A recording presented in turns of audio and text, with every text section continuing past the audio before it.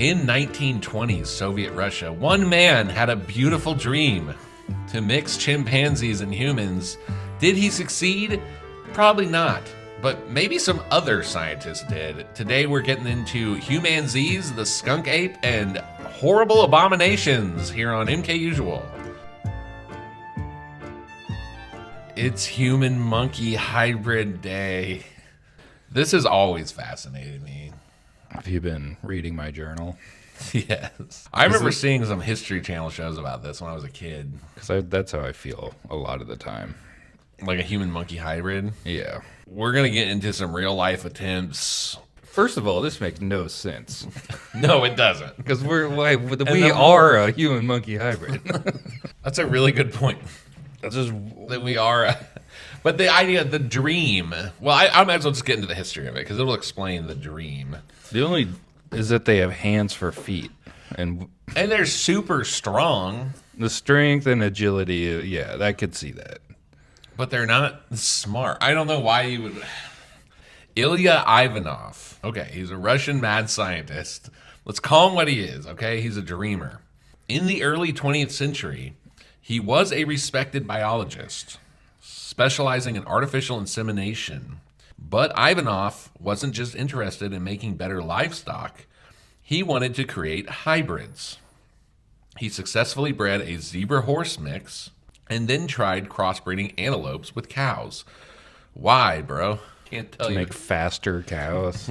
We need faster cows. Or more delicious antelopes. That's why he's a mad scientist. He went bad, dude. Then, sometime in the 20s, the 1920s, he got a truly wild idea. What if human beings and chimpanzees could be mixed? His experiments were, quote, ethically dubious. Ethically dubious. He looks like a very 1920s scientist. Like, he looks like Freud. He's most famous for his failed attempts to create a human-ape hybrid. Failed attempts, so they say. So he failed, but ultimately had a lot of fun doing it. It's the friends you make. It's the godless abominations you create along the way. As early as 1910, he had given a presentation to the World Congress of Zoologists in Austria, in which he described the possibility of obtaining such a hybrid through artificial insemination. Dude, that would be an insane speech to be at.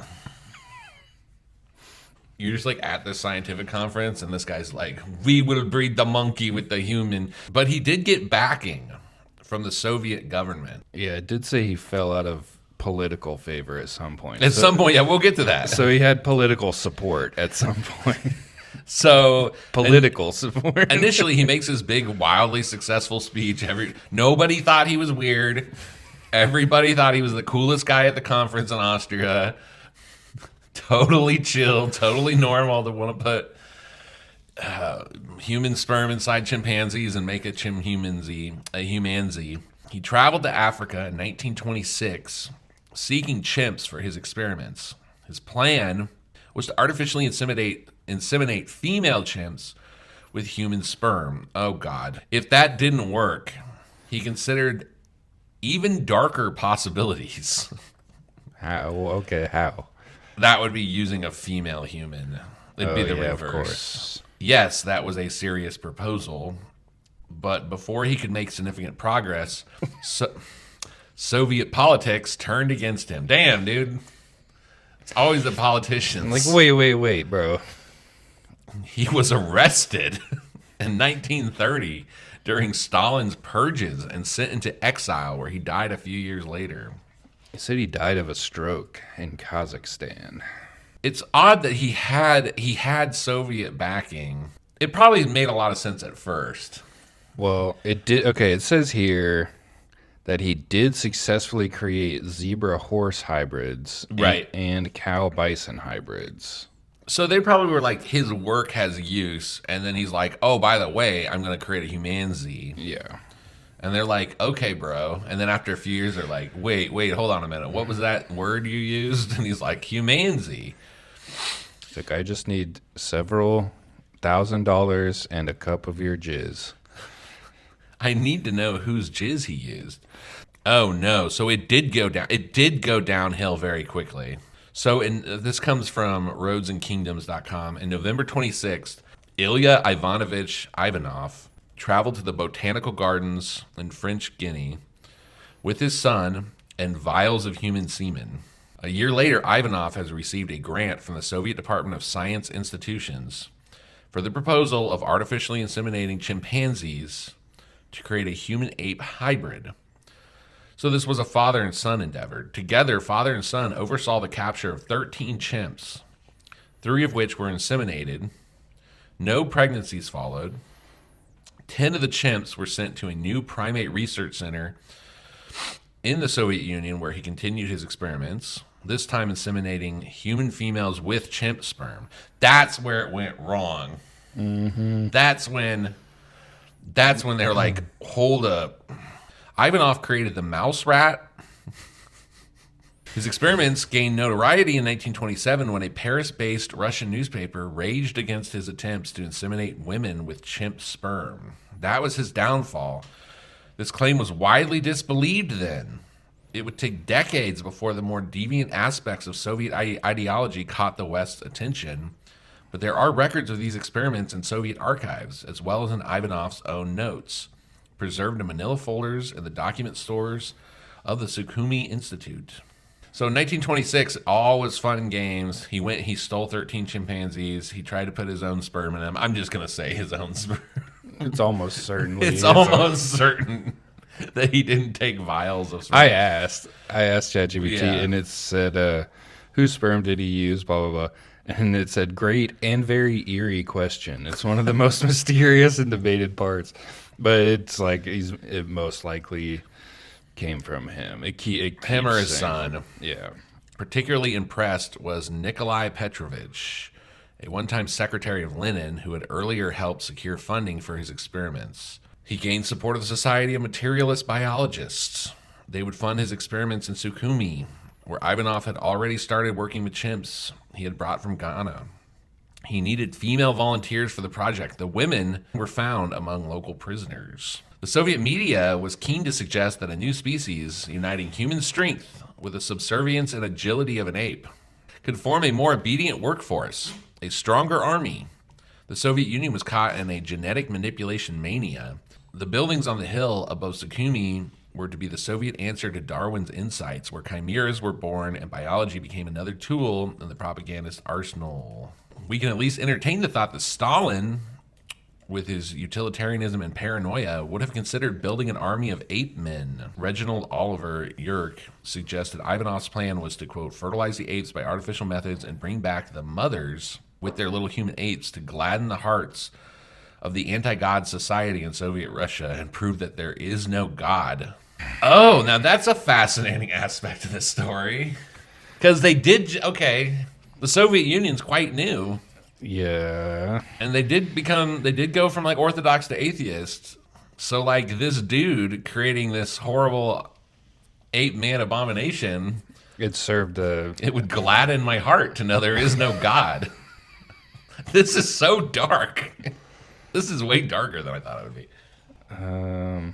Yeah, they did. I asked if there were any other genetic experiments, and they'd just gone through the famine, so they were looking for crops that could be, quote, re-educated to grow under Soviet conditions. Crops that could be re-educated? They wanted to re-educate vegetables? So I guess his arrest may have not had a lot to do with his actual research. So Joseph Stalin's Great Purge was 1930. He was mostly accused. It was a crackdown on scientists, intellectuals, political figures accused of counter-revolutionary activities or failing to align with Soviet ideology. His thing was he was accused of involvement in an alleged anti-Soviet conspiracy, which was a common accusation. It's because he was associated with all these foreign scientists and institutions. So he was too well connected. He was like a world-trotting scientist, and Stalin was so paranoid that... Okay. He wasn't... So it wasn't... it wasn't the terrible, godless... That part was chill. This is talking about the That's the institute. Sakumi Primate Research Center. That's where they started teaching monkeys sign language and human-like tasks. So we have some stuff. So he kind of led to like his work, kind of like, oh well, they could do human stuff maybe. Well, let's look into could a humanzee exist. So we've already said that we're only 2 chromosomes off. Yeah. So at a genetic level, humans and chimps share about 98.7% of their DNA. That's closer than horses and donkeys, which can produce mules. So theoretically, a hybrid could be possible. Some scientists believe that with enough genetic engineering, a humanzee could be created in a lab today. Some suspect that experiments may have already been conducted behind closed doors in China. In 2019, China was alleged to have done a humanzee experiment. A Spanish scientist claimed he was working with Chinese researchers to create a human-monkey hybrid embryo. Oliver, the human chimp. This is an interesting story. In the 1970s, a chimp named Oliver was promoted as a potential human-chimp hybrid due to his upright walking and eerily human-like features. Oliver Humanzee. Look at this monkey. In 1976, Oliver was bought for $8,000 by a U.S. attorney who showed him off to the world's press at a gala dinner in New York.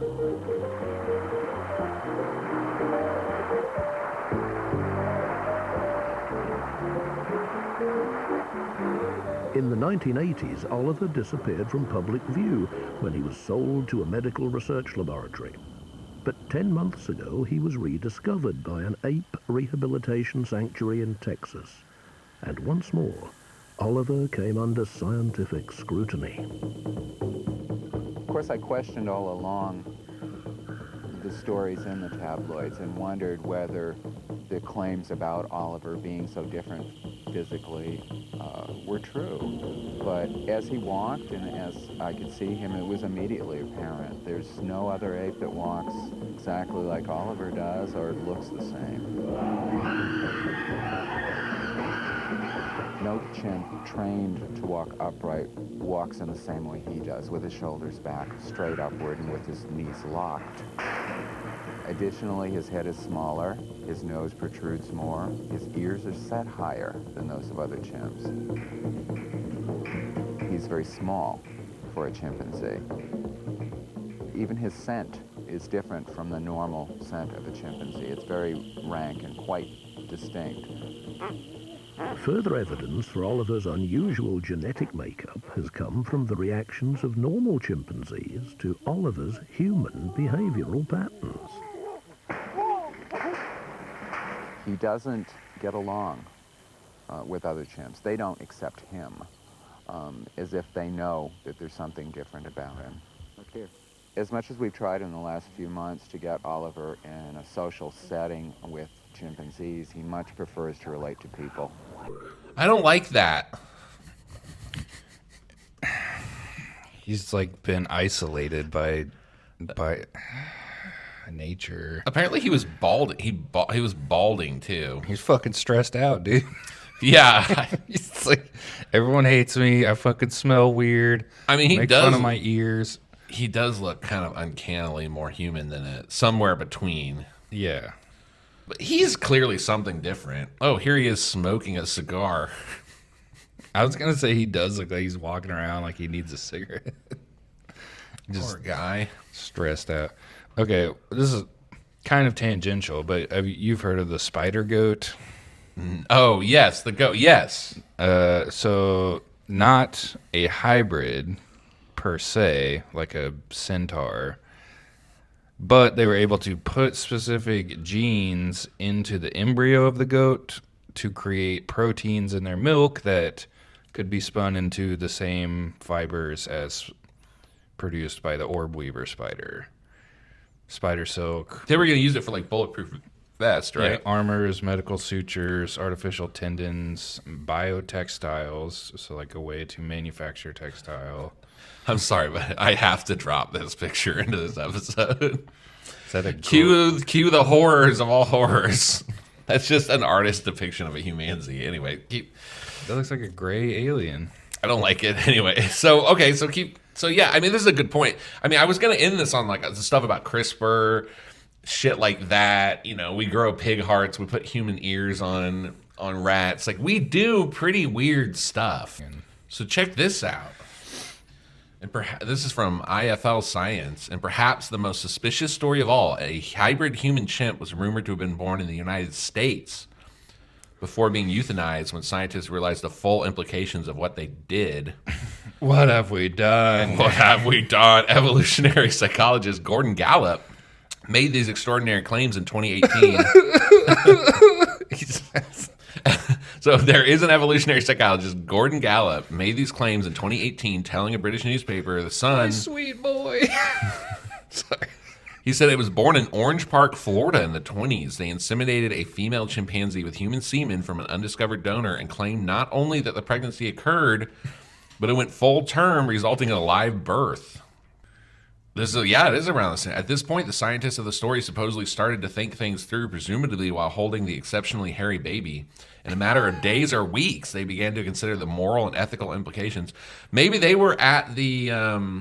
Yeah, they could have been at that conference. They were at that conference, and they were like, okay, hold on a minute. Aren't there rumors of, like, monkey men down there? In Florida? Yeah. Oh, the skunk ape? Aren't there tails? I just want to know if the hybrid, if they let him go, if they couldn't bear to kill their creation. Yeah. They're like, go, be free. Earliest reports of the skunk ape date back to the 1940s. Oh, so could have been fully grown by then. He would have been a 20-year-old adult human hybrid. Oh no. In 2000, an anonymous woman mailed photos of the skunk ape to the Sarasota County Sheriff's Department.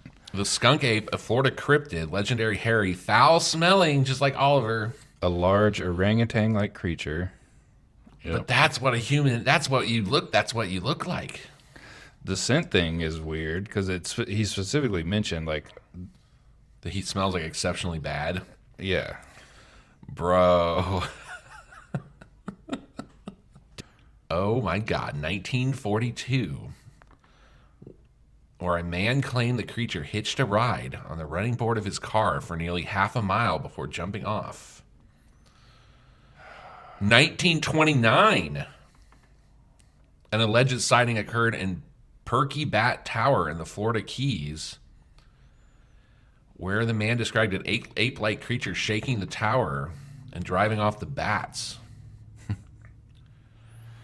But that's probably one of those where he reported it later and just said it happened in 1929. Yeah. How long does chimps live 30 to 40 years in the wild? There was a rash of sightings in Central Florida in 1960s.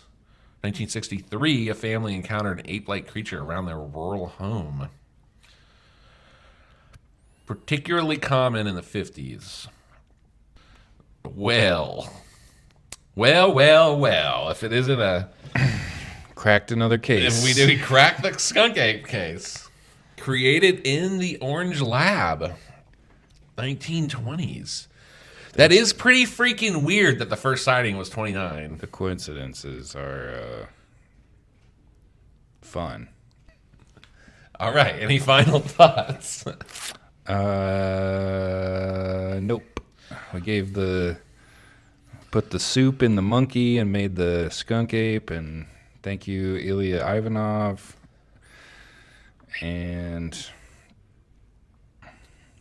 we have the Russians to thank for Bigfoot in America. He made a speech that inspired a generation.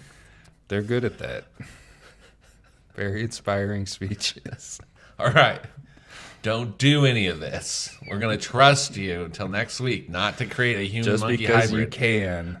Just because it's totally possible. And it's definitely been done before. Doesn't mean you should. Please don't. Bye.